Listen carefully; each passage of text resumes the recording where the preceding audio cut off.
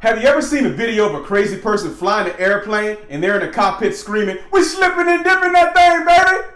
Here's how you slip an airplane. Let go! Boom! Slipping an airplane is probably one of the most fun things you can do, particularly on landing. But there are a couple different types of slips that you can perform inside an aircraft, and they also serve multiple purposes. So they're not only just fun to execute and do on your own, but they also serve a very good purpose in getting you to get on the ground safely. Let's talk about them two types of slips right now. Let's go! Hey, the first type of slip on the menu is the side slip. The side slip can be used in a variety of different scenarios, but one of the best ones to use it in is, of course, when you're dealing with a strong, gusty crosswind landing. If you want a review of some of the techniques that you can use when you're landing a plane in a crosswind and make that thing land nice and soft, there's a video on this page. Link at the end of this video so you can review all the techniques used and you can land that thing nice and soft in any type of crosswind. A side slip is a great technique to use when doing so. Let's get into that thing. Let go! Boom! This you right here, baby. You sliding and slipping and dipping in that thing, coming around the corner, you turning base, and then boom! Right into your living room. You coming this way, you on final. You heading right into the big white cat behind me on final. And when you're doing that, let's just say your plane was sitting a little bit like this because it's gusty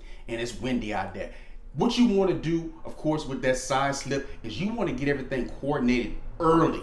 The earlier you can get things coordinated, the more time you have to adjust. So what would you do if you were to do that? All you would simply do if you were coming in uncoordinated like this due to the winds and due to the things that were happening, you would give it a little bit of rudder, get it back coordinated on that longitudinal axis, nice and straight, and then of course you would turn that aileron right into that wind. Say the wind was coming from, of course, this direction right here, and then you would keep on continuing down the runway and then land right up on that cat, nice and pretty, nice and smooth. Coming back around again, downwind, base. Oh, you're turning final, but the crosswind has got you kind of sitting a little crooked. You're sitting crooked. You got to straighten that thing out, baby. Give it some of that rudder. Keep it nice and straight and coordinated on the longitudinal axis. Always looking down the runway. Always maintaining that center line. Slide them ailerons into that crosswind and then come right on down. That is executing a proper side slip.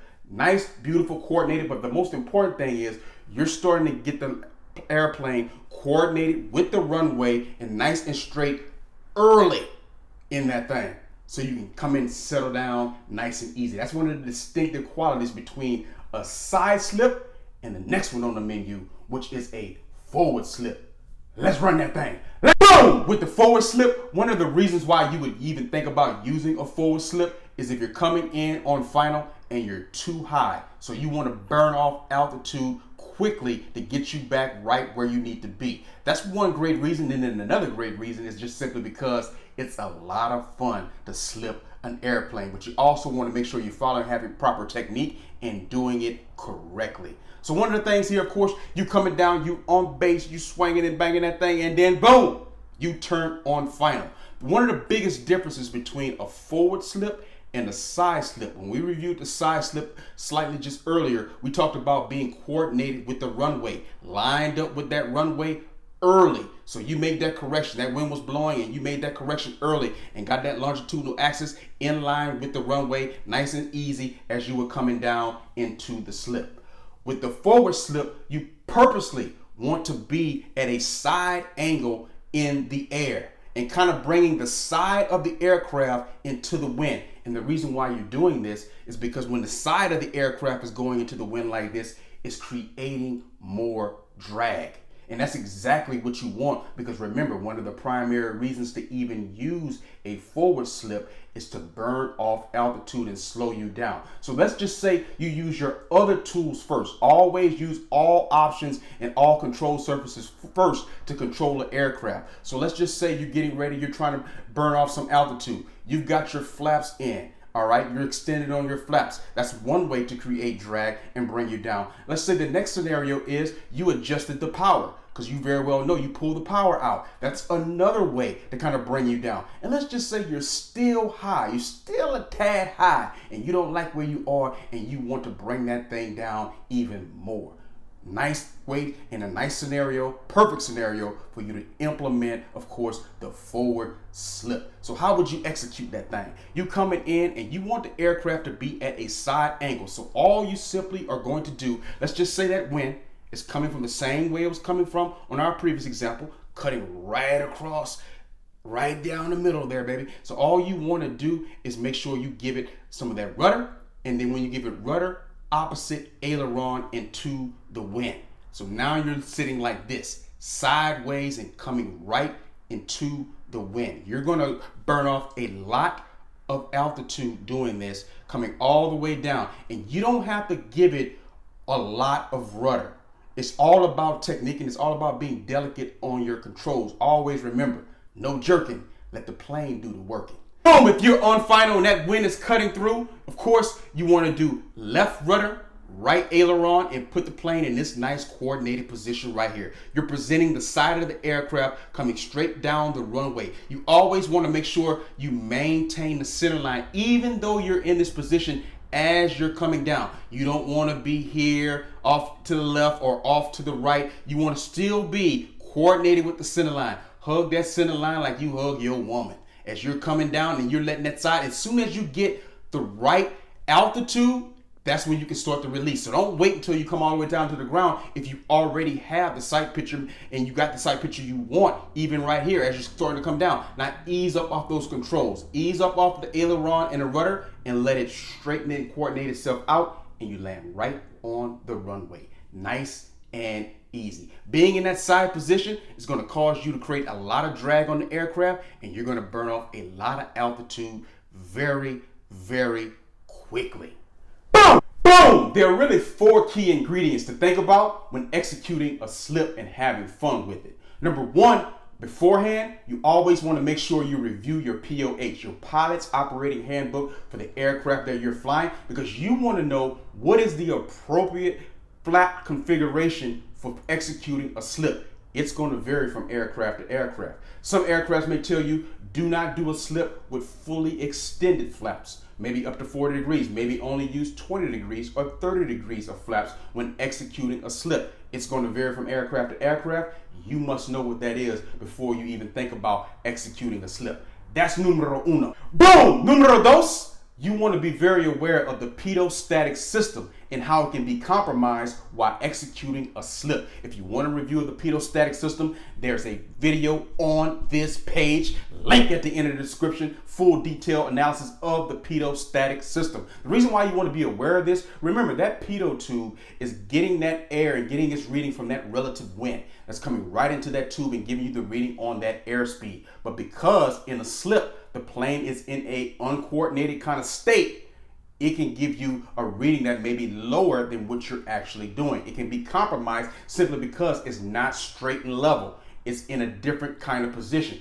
You want to be aware of this because airspeed is everything when executing a slip. And that brings us to number 3, which is airspeed is everything. You definitely do not want to be going too slow. You want to make sure you always keep an eye on your airspeed at all times, because if you stall in this kind of configuration, it is not a good thing. You are incredibly uncoordinated and going slow. That is not good. So you want to make sure that airspeed is in a good position. But at the same time, you don't want to be going too fast either.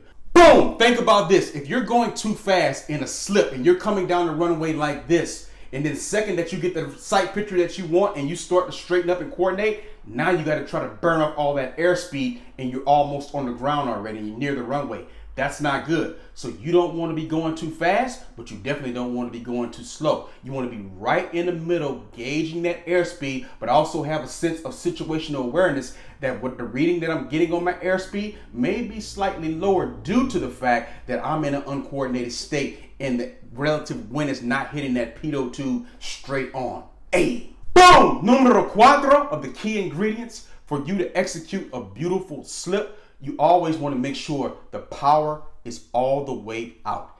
And there's a reason for that as well. Remember, when executing these slips, particularly the forward slip, you're doing this to burn off altitude. So you make sure you use all of your other tools in your toolbox before even thinking about executing a slip. So you've already got the flaps extended to slow you down, to bring you down. You've already pulled the power all the way out, and then you get into a slip. So do things in that order and you will automatically already have the power out. But one of the main reasons why you want to have the power out is because it's kind of counterintuitive if you don't.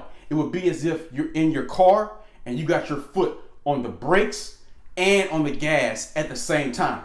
That doesn't serve you very well. Remember, the slip, the whole purpose is to create that more drag and slow you down and burn off that altitude. Where if you got the power in and slowing down, you're doing two different things at the same time, and it's not good.